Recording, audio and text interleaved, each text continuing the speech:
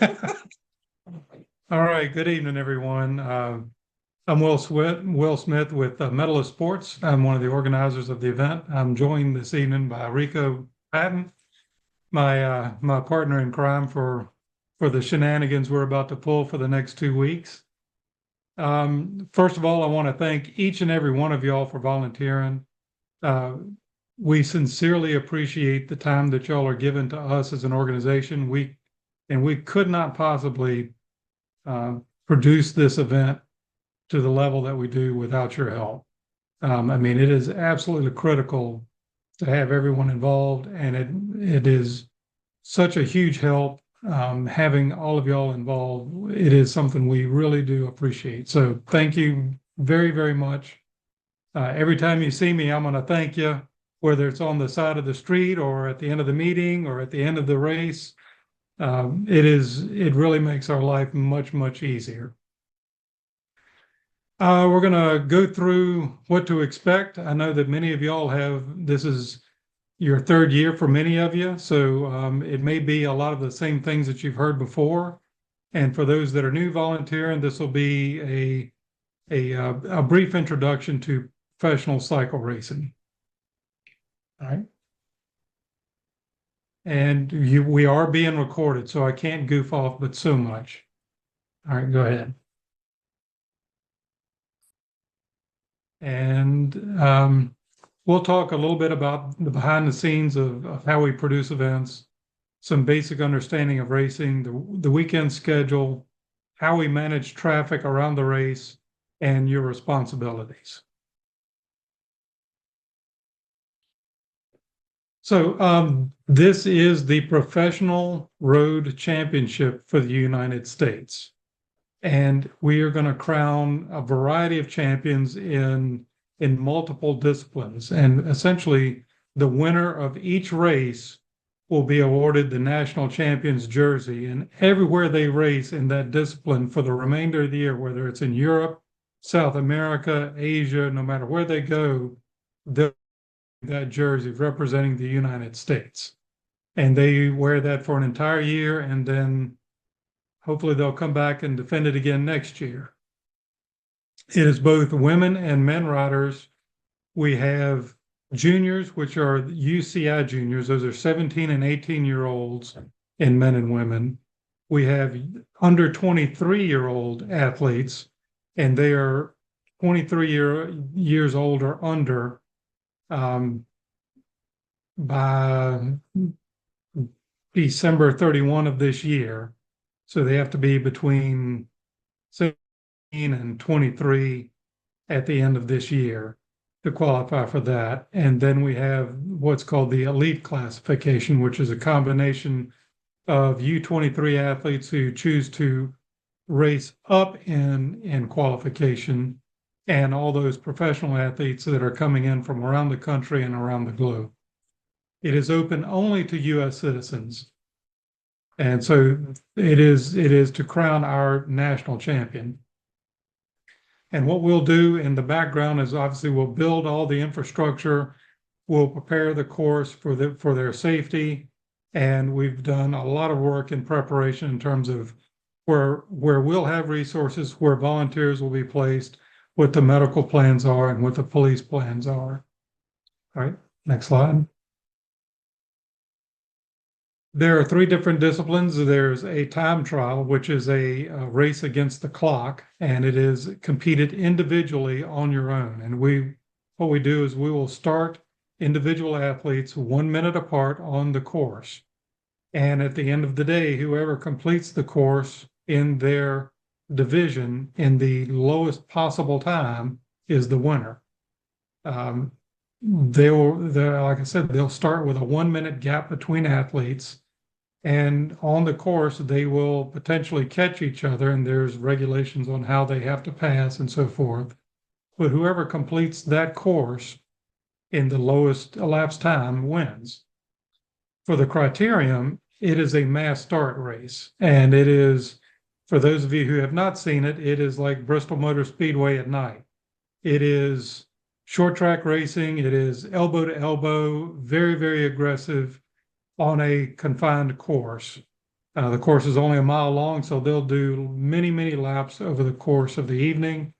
We race based on time, and then we determine the number of remaining laps to meet that established time mark. For instance, the elite men will be racing for 90 minutes. And so after about a half an hour of racing, we'll do some math and figure out how many total laps it'll take to get to 90 minutes. And that's how many laps will be remaining. And then the road race is essentially like the Tour de France type of a race. It's again a mass start, but it is over a much longer circuit and over a much, much longer distance. And so obviously with the challenging terrain here in Charleston, by the end of the race, there's only a handful of people left, with the winner being the first to cross the line. And those who survive are just glad to get back to the finish line where they can stop racing and relax for a little bit. All right.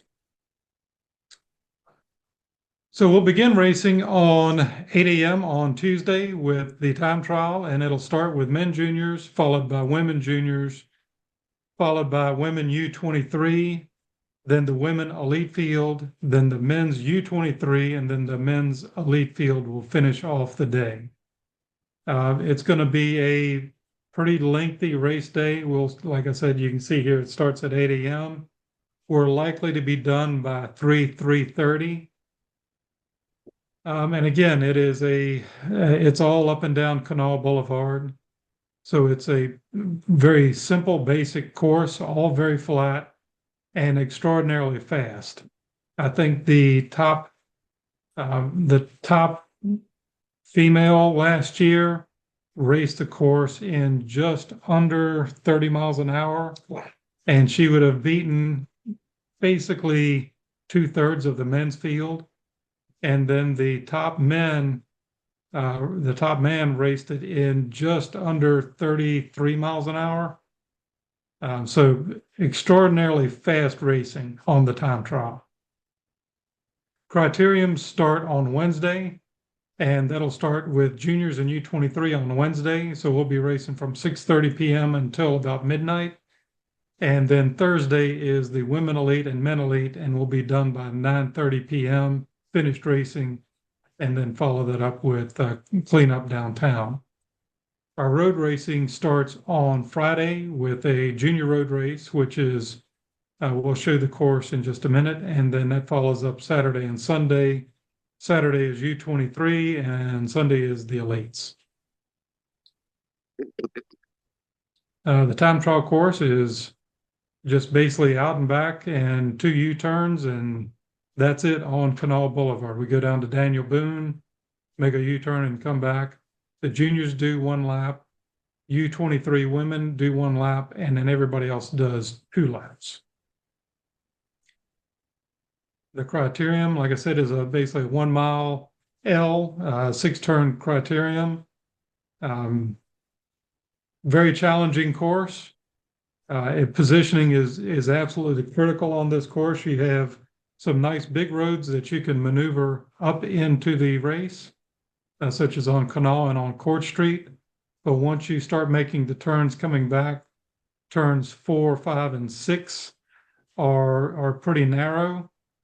And those are where we're coming off of Lee onto Summers, Summers onto Quoyer, and then the very tight turn of Quoyer onto Hale Street, where you basically have to be single file.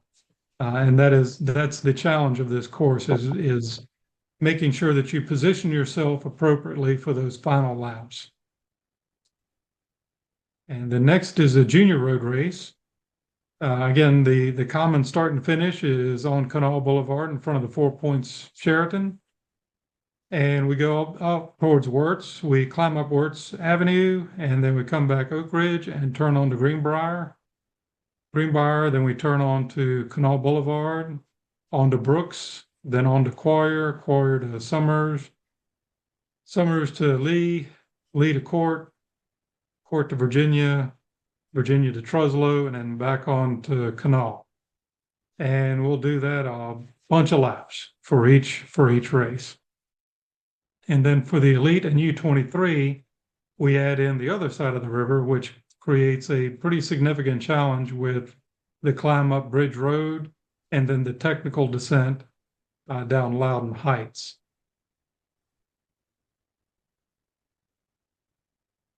So for traffic management, y'all play a truly critical role in this process. And it's what I like to call a multi-layered or multifaceted approach to safety. What we want to make sure is that the athletes never see anything, they shouldn't see anything uncontrolled coming towards them or on the road. So what we do is, again, your job is to help control pedestrian traffic primarily, as well as a few places where you may be controlling vehicular access to the course. And it's very much like a presidential detail in that you're not necessarily there to watch the race, so you should be facing away from the race when it approaches your position, to be able to assess what is coming towards you, whether it's a vehicle or pedestrians, or to be able to see what pedestrians and spectators are doing close to you. For the time trial, it is a complete road closure, and for the criterium as well. For the road race, it is what we call a rolling enclosure, meaning that after the race has passed a certain location, once that entire caravan passes, then there's opportunities to manage traffic under police control. So where we're going to be looking for you is going to be at minor intersections and driveways and the like, and then also at places where we're going to cross pedestrians. So what we'd like for you to bring is Charleston weather is it can be just a little bit of anything. So it could be really, really hot. It could be rainy. It could be chilly. So all of these things are really important to bring. Umbrella is actually one of the best tools that you can have, because not only is it handy in the rain, it's also mighty handy when it's awful sunny out. So it can help keep you cool. And then we want you to stay hydrated, and we definitely want you to have that whistle. That whistle is your way of communicating what's going on, not only to pedestrians and the vehicles, but it also allows the person who's further down the road, who may not be able to see what you see, that something is coming up. It's especially critical on our criterium night, where the race appears at your position really, really quickly. And it's much easier for you to hear the whistle of the position further up the road. As soon as you start hearing that whistle, you know it's time to shut down your position. And as soon as you see the race, start blowing that whistle loud, just not continuous, but chirps, just chirp, chirp, chirp, chirp, chirp. That way the people down further can know that the race is coming towards them as well. Lawn chair, if you're out on the road race course, is mighty handy, because it could be anywhere from 15 minutes to a half an hour on some of the races before the race comes back. And it never hurts to have snacks anytime you leave the house. I always like having snacks packed somewhere. I think some slides back. I don't. Yeah. All right, this is what the race is going to look like going down the road. And this is what it looks like at the very start. But as soon as the race gets going, the athletes kind of spread out, and this could actually end up be spread over a couple of miles of course. Initially, it could only be 2 to 3 minutes for it to pass a given position. Later on in the race, it might be 30 minutes for it to pass completely. And what you're looking for is the lead police vehicle, and that's when you know it's time to shut down your position. And then the key one at the end is what we call end of convoy or end of caravan. And that's when you know you can reopen and allow people to cross safely or vehicles to flow safely. Now, there may be large gaps in between, just because the course is difficult and people have fallen off the back. So there may be large gaps, but don't do anything if you're on the road race until after you see that end of convoy, unless you're directed by police to do that. For most spectators, you're going to be the only official that they see, and they're going to ask you all kinds of questions. You are really an ambassador, not only for the race, but you're an ambassador for Charleston. We honestly just adore coming to Charleston. It is such a hospitable city. We love being here. We're glad we're here through 28. And I mean, the whole team fights over who gets to come and work this event because it is because it is such a great place to come to. So your most valuable asset is common sense and just being calm. Explain to people what's going on and explain that they'll be able to get where they need to get in just a little bit. They just have to be a little patient. And don't be afraid to ask questions or ask for assistance. We'll have a chief course marshal that'll be driving the course continually on the road races. And the only way to distinguish between you and a cheering spectator, because everybody, has got their hands up and so forth. The only thing that we've come up with is kind of silly. It's if you put your hand on your head like this and sort of tap your head like I'm a little teapot, that means I've got a question, and they'll know to stop and talk to you. So you can get answers that way. You can also yes, they do. That's right. They do have signs in the window that show that they're the chief course marshal. You'll see that. I'll show you the sign. You can also text the app that we'll talk about in just a few minutes. All right. So again, dress comfortable, bring food and water, use common sense. The safety of the riders is the most important thing because they're traveling at speed, sometimes downhill at great speed, and they can't stop on a dime. In some cases, you're going to be paired up with law enforcement. If you're paired up with law enforcement, go over, introduce yourself, and tell them that this is the instructions that you've been given, but they're going to probably know more about it than you have initially. So just follow their direction on additional information if you're paired up with them.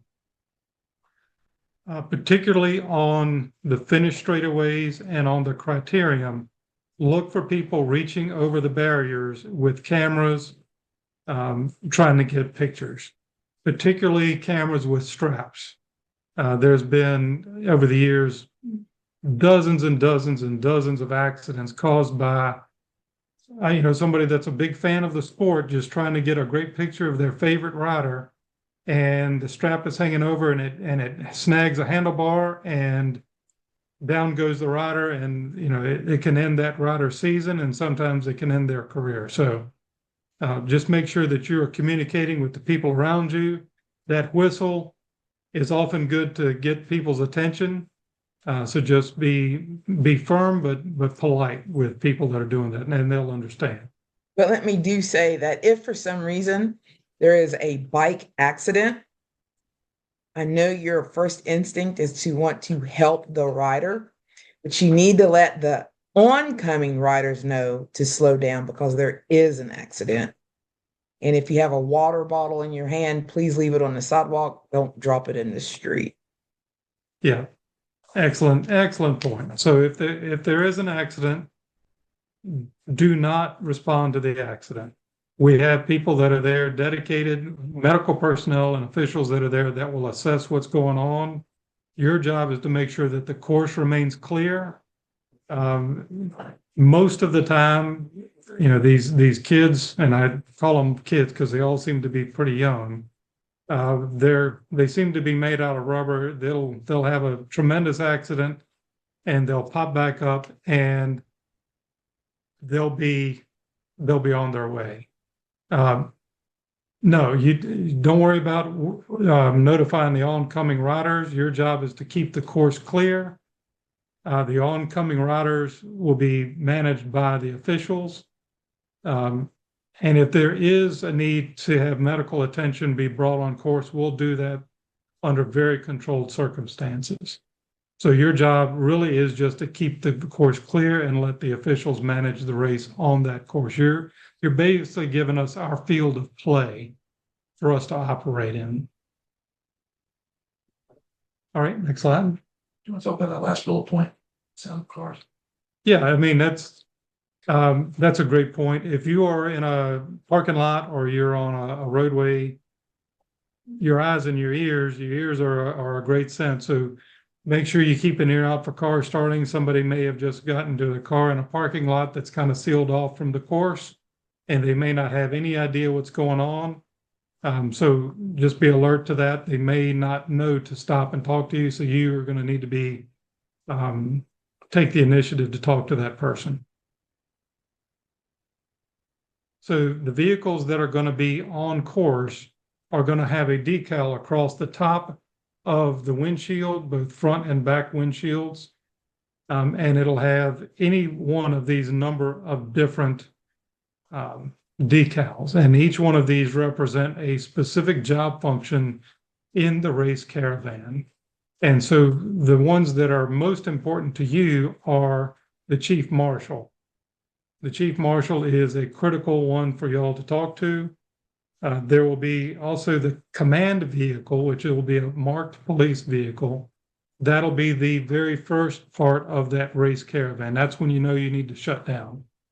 And then the last police vehicle will have a very large end of convoy sticker on both sides and the rear of that vehicle. So it's very clear that's the end of the caravan package.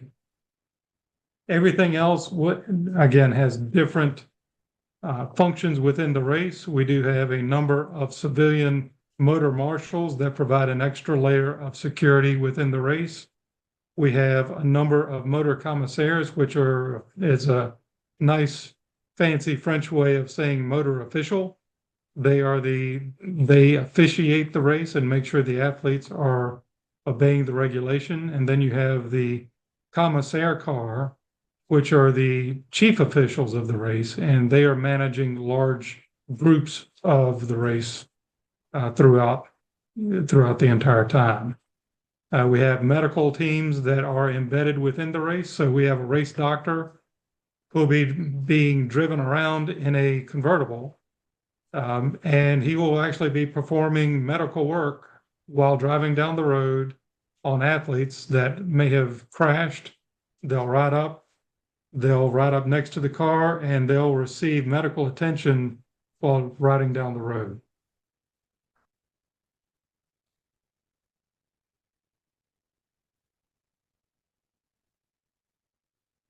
The start finish, as we've noted earlier, is right in front of the 4 points on Canal Boulevard. The places that you can get an autograph are primarily immediately before the race is probably the best, and then sometimes after the race. But generally after the race, the athletes are pretty tired. They're getting rehydrated and getting prepped for their next race, which may be the following day or 2 days later. And then crossing the street, it's just like anything else. You can cross when it's safe to do so, and you're getting instructions on when it is safe to do so tonight. There are a number of great places to see the race, whether it's Bridge Road or Wirtz Avenue or anywhere on the Criterium course is a great place to watch the race. Use your local knowledge to recommend places that you know of. And if you want to know approximately how fast they're going for the men's elite field on sprint finishes, they're going upwards of 40 miles an hour, 45 miles an hour potentially. For the women's elite field, they are going mid to upper 30s mile per hour at the finish. And on their regular, just normal racing laps, particularly for the Criterium, they're racing at 27, 28 miles an hour, with the men at 29, 30, 31, 32 miles an hour.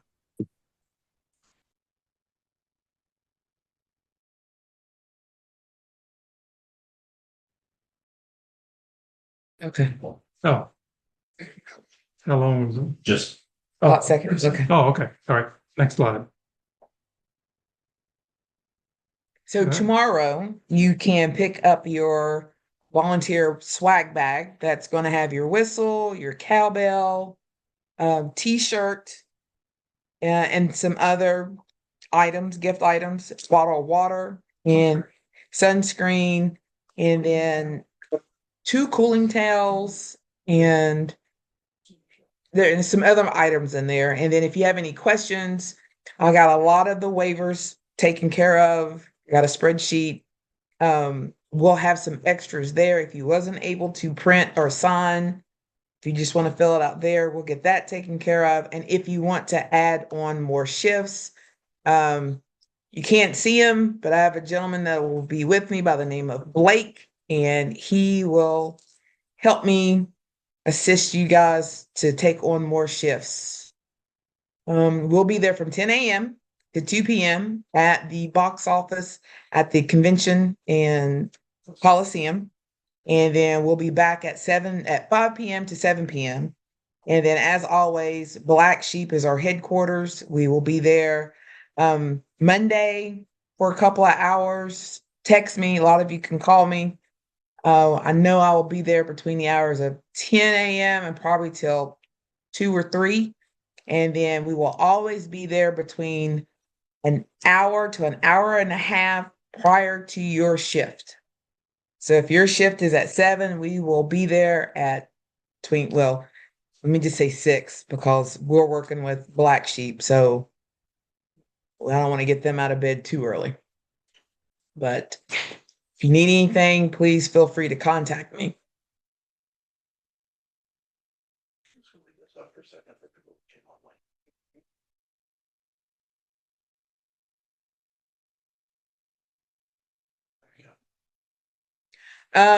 For our communications, I have been using the Volunteer Local app.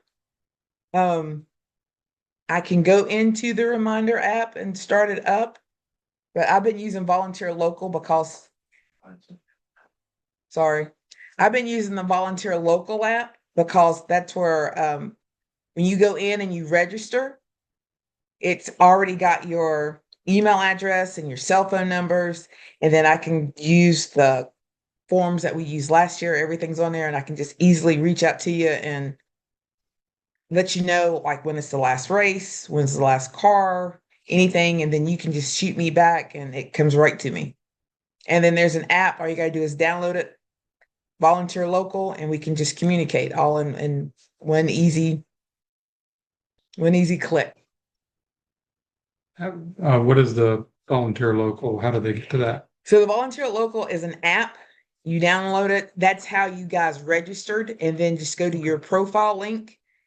Make sure you check to see when you signed up. Some of you have reached out to me today, been busy doing emails. Check your schedule to see when you signed up for. If you want to add more shifts, you can go there and add more shifts. And that's Volunteer Local. Yes. Okay. Volunteer Local has the little hand app looking thing. But it is exactly that. Volunteer Local is the name of the application. Sorry, I would have, that's my fault. Okay. I like them. Abby helps me a lot. Are there questions in the chat? Can you see? Yes. Let's go to the top. Audio's bad. Can you hear us now? Let's see. Yeah, I think that was early. Okay. Echo. So usually the vehicles they have big labels like across the main window. So you'll see the boom and all that stuff. We talked about into convoy. Yeah. Watch out for deer. Yeah.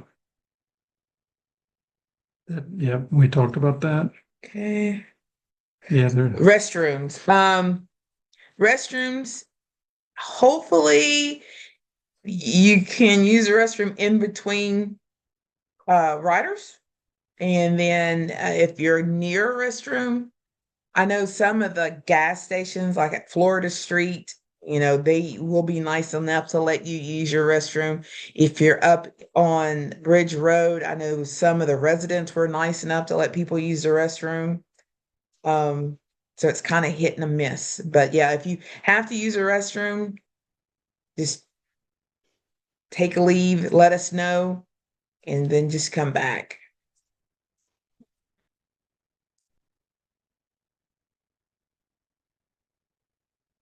On the time trials, are both sides of the boulevard closed or just the two lanes? Great question. So there are, for the most part of the boulevard, it is both sides of the boulevard. However, the section between Brooks and Wirtz, we're only racing on the river side. So we delineate the two lanes on the river side, and then there's live traffic between Wirtz Avenue and Brooks Avenue on Canal. Everywhere else, we have the entire boulevard. Although we'll say the exception also is at the exit of the car wash there on Clendenin. We fence a lane from Clendenin all the way down to the to Pennsylvania, where they can get onto the highway. We have basically the full width of on the time trial. As for parking, is it Summer Street right there? Summer Street Garage, and then there's also garage parking at Park Place Cinema. So if you're on the road course, do not park on the course itself, but if you're on a side street, you can park on that side street. Again, if there's police in or near your position, just let them know that that's your vehicle. You can park near your post that way. You can check in on the app. I have left that feature open, or you can send me a text and say, I'm here. It's whatever is convenient to you.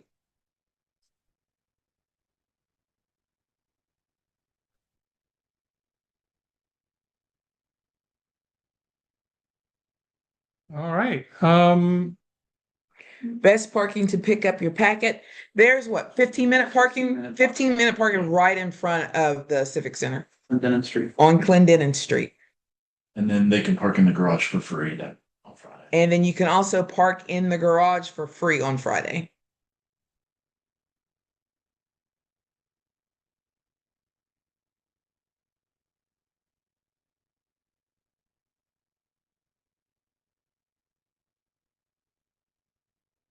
All right. Any other questions?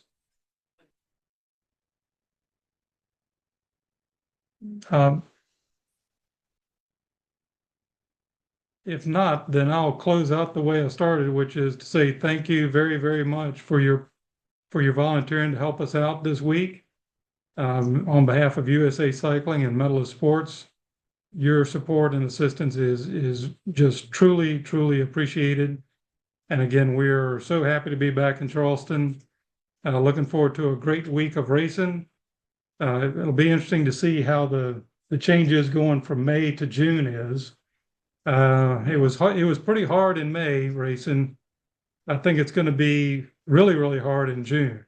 So looking forward to see how the athletes respond to that. So thank you all again very much, and look forward to seeing you all on the course. And again, if you have any questions, anybody that you see in a staff shirt, feel free to ask them questions. They can get an answer to you. All righty. Thank you, guys. Thank you very much. Quinn Simmons won a race this week? Yep, he won in the Stars and Stripes.